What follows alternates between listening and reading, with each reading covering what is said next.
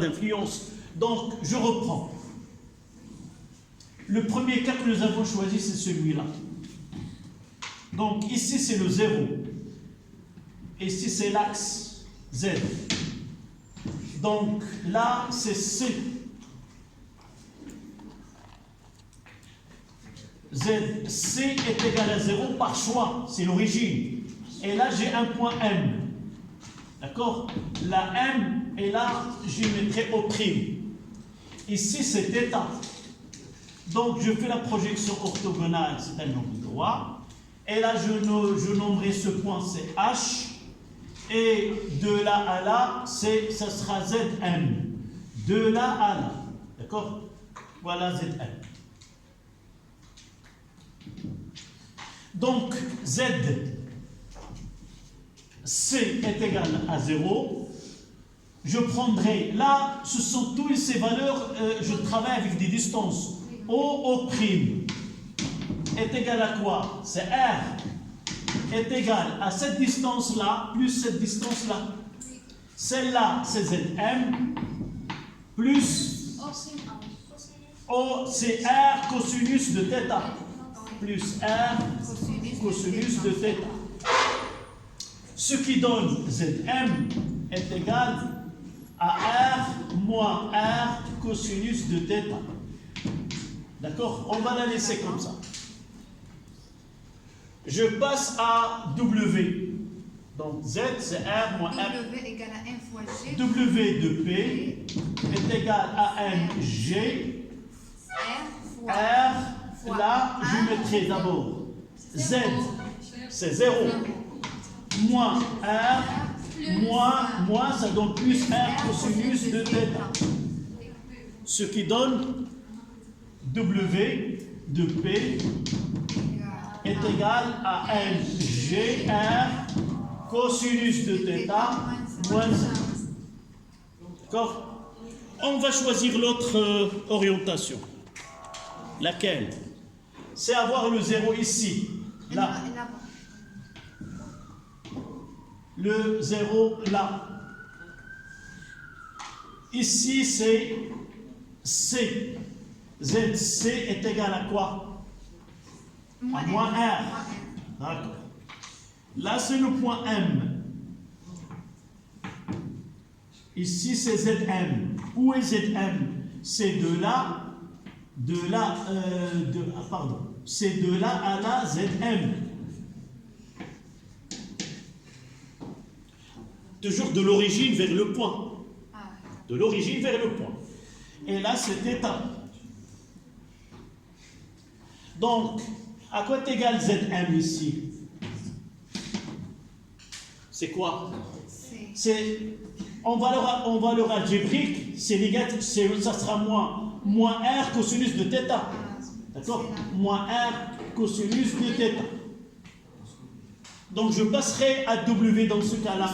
Oui. C'est moins R fois cosinus de θ, mais vous nous avez dit que la distance ne peut pas être négative. Comme ça, non, non, là j'ai utilisé Z, c'est un coordonné. C'est pas, je peux mettre les distances, j'ai fait deux choses en même temps. D'abord, j'ai travaillé sur un triangle en travaillant sur des distances.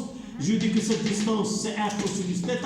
Et puisque je travaille de Zm, ça sera moins. C'est une valeur qui est négative. Donc Zm, elle est négative et moins la valeur absolue de Zm, qui est le côté adjacent de ce triangle. D'accord? Donc W de P, ça sera MG.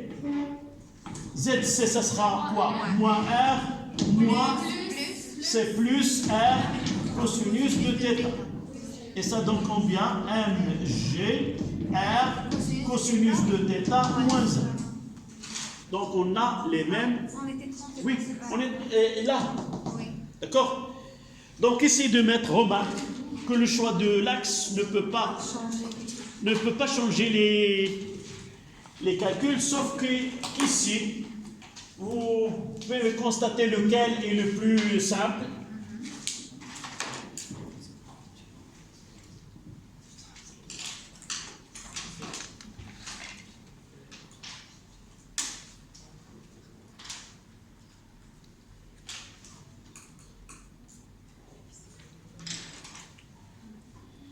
Donc, donner l'expression de poids, donc c'est ça l'expression du poids. C'est l'exercice, c'était l'exercice 3. Parce qu'il nous, monsieur, il nous reste l'application numérique. Comment? Il nous reste une application numérique, mais cette application numérique, on discutera quelle doit être la valeur de θ pour que W de P soit nul.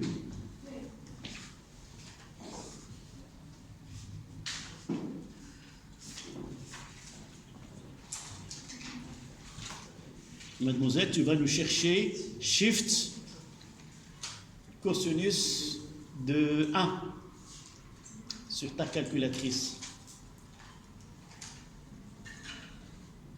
Combien? 0. Oui, c'est pour cela que normalement, cette question n'a pas un intérêt physique. Pour quel angle θ le W de P soit de A à M soit nul? D'abord, mathématiquement, ça veut dire travail est égal à 0, ça veut dire quoi? Nul. Ça veut dire ceci est égal à 0. C'est la deuxième question. Ça veut dire MGR cosinus de θ moins 1 est égal à 0, ça veut dire quoi? Cosinus θ moins 1 est égal à 0. Cos de θ est égal à 1. Ça veut dire que θ est égal à 0. Elle n'a pas d'intérêt, c'est-à-dire que le corps ne partira pas de C. Donc ça, c'est une question qui n'a pas d'intérêt physique.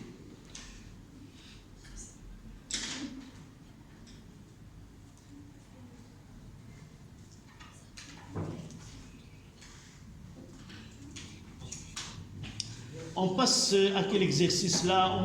On laisse le 4 qui est semblable à des exercices précédents. Le 5, elle est presque semblable à ce que nous venons de voir, mais on peut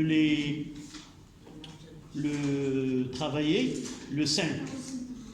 D'accord?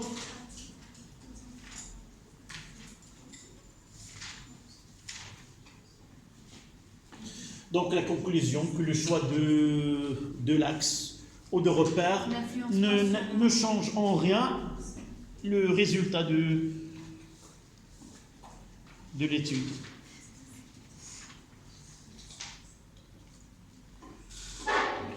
Donc on passe à l'exercice